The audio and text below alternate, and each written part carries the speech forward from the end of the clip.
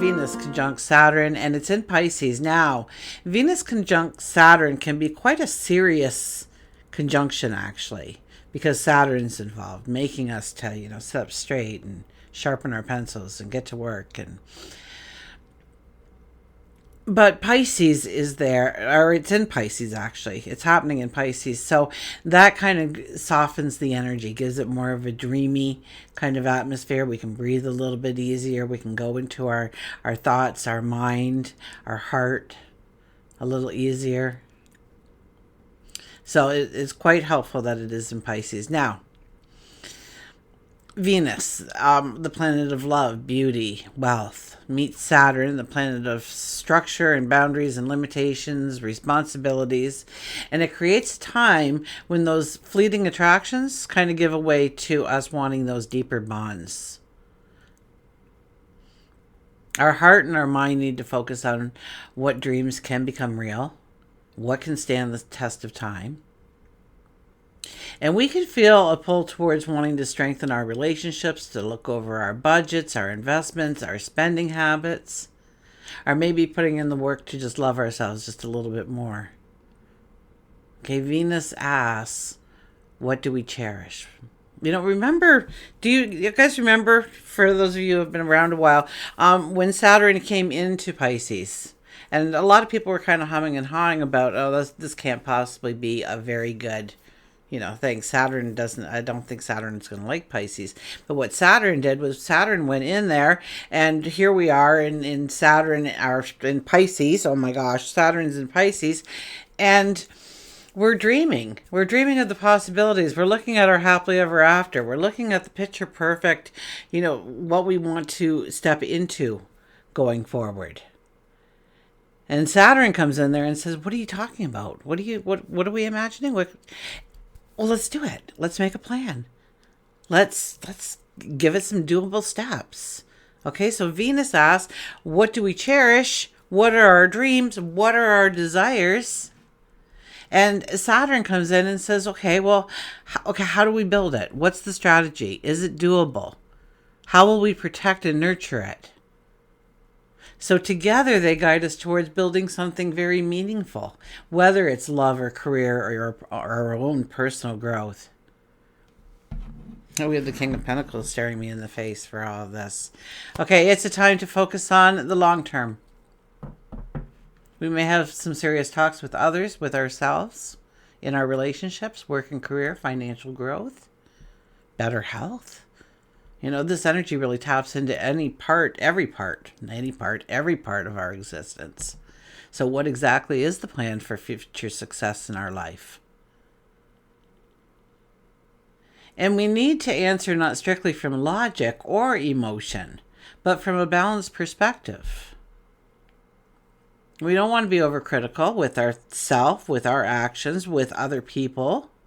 We want to have a patience. We may feel restricted are burdened by the amount of obligations and responsibilities we have already. And yes, we want to grow our success. We want to bring in stability. But we have to remember under this energy to not only look at our path of goals and dreams, but also the happiness and joy that we want to weave into the fabric of our day-to-day experiences. So this is an ideal time to focus on long-term planning. Okay, in our relationships, whether they're romantic or platonic, use this energy to strengthen our connections through honest communication, through shared goals.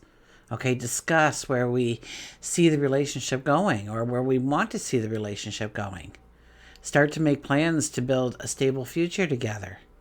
And if it's a newer connection, this is a time to evaluate whether the relationship aligns with our values, our goals for the future.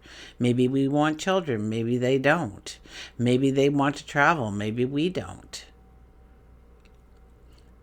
Maybe they like long walks at night. Maybe you like them in the morning, and where we can work together to make that separation a little bit smaller, or if it's really not the person to be with right now, based on where we are right now.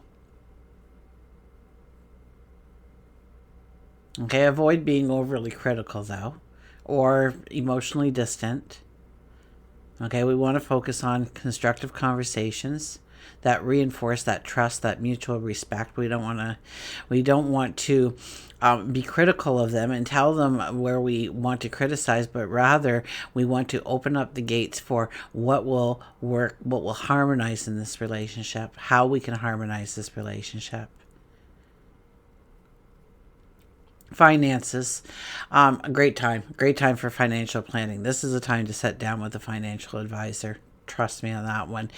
Beautiful energy for it. Okay, it's time to create a budget, or definitely consult with a financial advisor, or it's not about taking a risky investment. Okay, I'm not trying to give you that kind of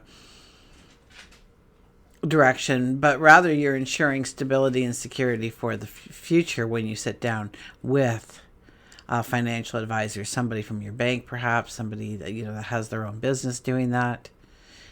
Maybe talk to somebody who has wealth and ask them what they do in order to create their wealth.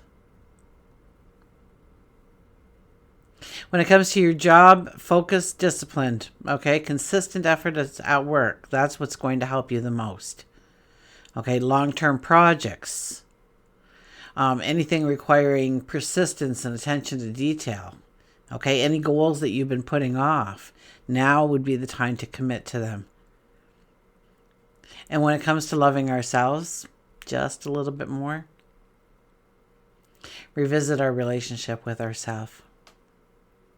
Are we holding ourselves to impossibly high standards? Are we honoring our worth? Practice self-compassion while holding yourself accountable. Our inner dialogue should be compassionate and filled with empathy for ourselves, while realizing all that we can be. Okay, Saturn doesn't allow for shortcuts. Quite the opposite.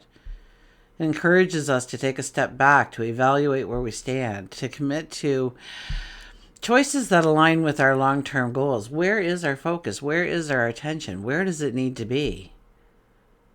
And yeah, it could feel a little serious and maybe even a little heavy at times under this energy over the next several days.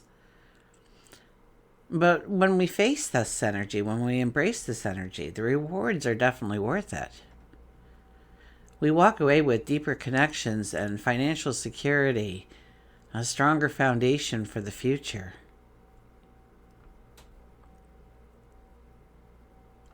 Okay, let's go to the cards.